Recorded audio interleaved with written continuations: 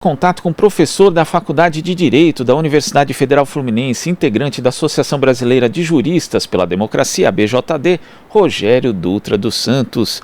Bom dia, Rogério. Bom dia, Glauco. Rogério, ontem nós tivemos o STF decidindo por unanimidade manter a decisão do ministro Alexandre de Moraes de determinar a prisão em flagrante do deputado Daniel Silveira, do PSL do Rio de Janeiro. Como é que você viu, primeiro, a decisão do ministro Alexandre de Moraes e também o fato do STF ter acompanhado essa decisão de forma unânime, Rogério? Olha, Glauco, essa é uma decisão importante porque ela sinaliza politicamente a necessidade do STF fazer ser ouvido e ser respeitado. Tá? Obviamente que, em termos técnicos, essa decisão ela vai ser fundamentada na Lei de Segurança Nacional, o que é uma coisa complicada, porque a Lei de Segurança Nacional é um entulho que veio da ditadura militar, empresarial militar. Então, a gente já devia ter entendido que essa legislação ela não foi, assim, recepcionada pela Constituição de 1988, que a gente já deveria ter uma legislação específica de proteção do Estado Democrático de Direito.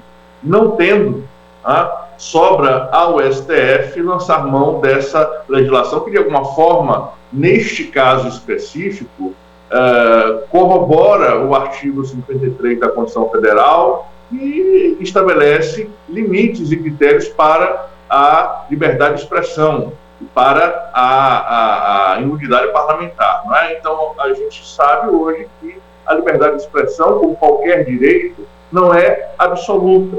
Não é? A imunidade parlamentar não significa impunidade. E, portanto, um deputado federal, como no caso que aconteceu, não pode se utilizar de suas prerrogativas para atacar instituições da República, para pregar a volta à ditadura, para achincalhar e estimular a violência contra, no caso específico aqui, o Supremo Tribunal Federal. Então, nesse sentido, a postura do STF foi uma postura que eu diria, apesar de dura, foi correta, e a unanimidade comprova, vamos dizer assim, a unidade do STF em relação à sua própria proteção. Essa unidade já deveria ter sido realizada, exercitada, quando do tweet do general Vilas Boas, quando este ameaçou o STF, no caso de o STF aprovar, por exemplo, a inocência do presidente Lula, quando o STF, então, ele sucumbiu a essa pressão de alguma forma e chancelou a Operação Lava Jato. Naquela época, o STF já estava sendo ameaçado, tá? E essa ameaça agora do deputado é uma continuidade desse processo de deletério das instituições políticas brasileiras sob a égide desse novo movimento fascista que o Brasil está sofrendo. Tá? Então, a gente já tem aqui uma situação em que as instituições políticas estão sendo atacadas, e eu diria, Glauco, tem no caso desse deputado aí, tem uma óbvia, o que na filosofia a gente chama de contradição performática, não é? Porque ele utiliza-se da suposta imunidade parlamentar garantida pela Constituição, que não é absoluta, repito, para atacar a própria Constituição. Né? E agora, quando ele foi preso, ele está se defendendo, utilizando-se das prerrogativas, dos direitos processuais, que ele próprio quer que não existam mais.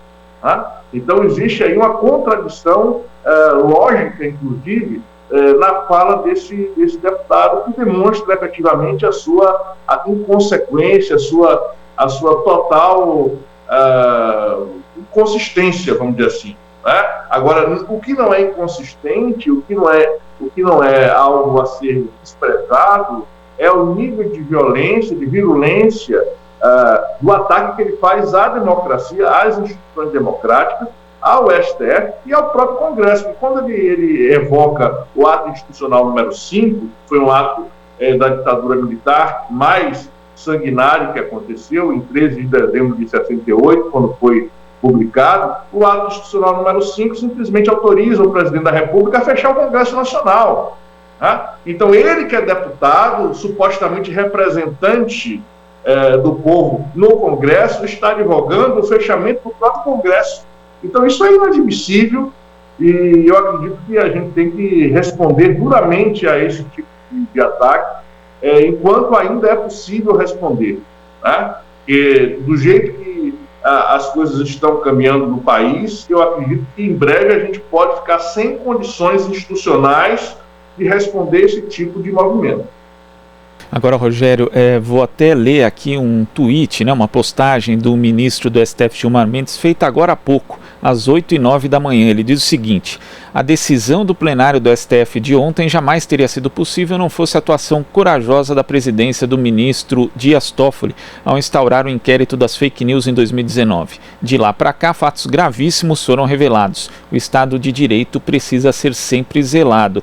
Quer dizer, o Gilmar Mendes ele faz uma conexão direta com aqueles ataques que já vinham sendo feitos contra o Supremo Tribunal Federal por adeptos do bolsonarismo. A gente lembra também de Sarah Winter, de outras pessoas que promoveram esses ataques até com ameaças físicas. Então é um contexto em que o Supremo está sendo um alvo muito direto de uma disputa política, e de uma disputa política feita por militantes, por ativistas que são extremistas, na verdade, Rogério. Então essa reação do Supremo, ainda mais quando a gente vê a inação da PGR, ela se torna fundamental para garantir mesmo o Estado de Direito?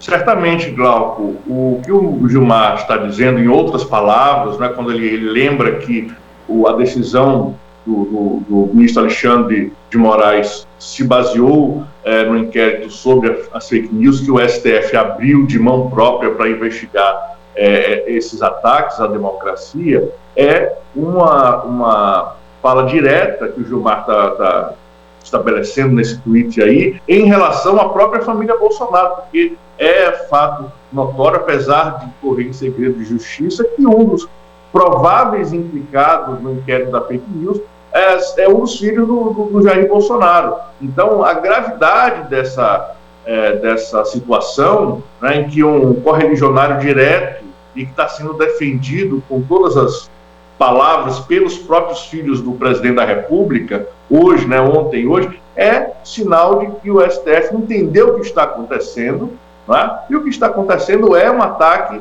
orquestrado à democracia brasileira. Se essa atividade desse deputado foi uma atividade aparentemente isolada, né, foi de mão própria, ele próprio decidiu fazer aquilo, isso não significa dizer que esse ataque ao STF ele está fora de um contexto maior de ataques sistemáticos ao STF, feitos por essa camarilha, por esse grupo político de perfil claramente fascista.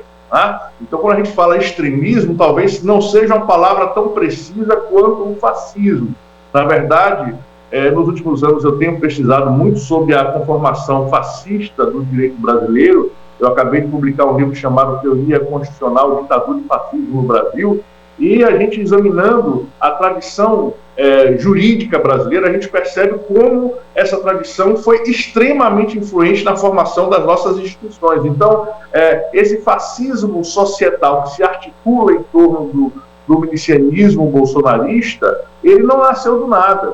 Nós estamos embebidos em uma tradição não só autoritária, mas de origem fascista, que vem lá dos anos 30, inclusive com o integralismo brasileiro, que à época arregimentou milhares e milhares de seguidores, nos anos 30, com o Plínio Salgado. Então, não é novidade na história brasileira esse tipo de movimento antidemocrático que quer destruir as instituições estabelecidas pelo Estado Democrático de Direito, por uma Constituição democrática, e nós precisamos, enquanto tivermos condição, não só as instituições, mas nós, enquanto cidadãos organizados, repudiar veementemente esse tipo de atitude, porque esse tipo de atitude é que pode nos levar para uma situação de fechamento do regime, para uma situação de ditadura real. Isso não é descartado hoje. Ainda mais com o presidente da República o tempo todo dizendo que não aceita o resultado eleitoral, mesmo tendo sido eleito, que é um negócio interessante, né? Porque ele não aceita que que ele tenha sido encaminhado para o segundo turno, ele acha que isso é fraude, ele não respeita as instituições democráticas e ele prega constantemente contra essas instituições, né, que pelas vias democráticas, apesar das fake news e apesar das fraudes eleitorais que o TSE deveria ter investigado, mas não o fez, o levaram à presidência da República. Então, existe claramente aqui uma articulação, né, que passa do simbolismo, que passa do simples discurso, da boca para fora, mas se torna cada vez mais claramente uma articulação real política envolvendo forças importantes da República contra as próprias instituições republicanas. E isso a gente deve repudiar veementemente, deve lutar enquanto ainda há tempo. Rogério, eu queria agradecer sua participação aqui no Jornal Brasil Atual e já deixar aqui uma conversa agendada para a gente falar a respeito do seu livro, porque o tema é importantíssimo e muito atual, tristemente atual. Muito obrigado, Rogério. Estou à disposição, Glauco. Tudo de bom aí. Conversamos aqui com o professor da Faculdade de Direito da Universidade Federal Fluminense, integrante da Associação Brasileira de Juristas pela Democracia, ABJD, Rogério Dutra dos Santos. Você está ouvindo Jornal Brasil Atual. As notícias que os outros não dão.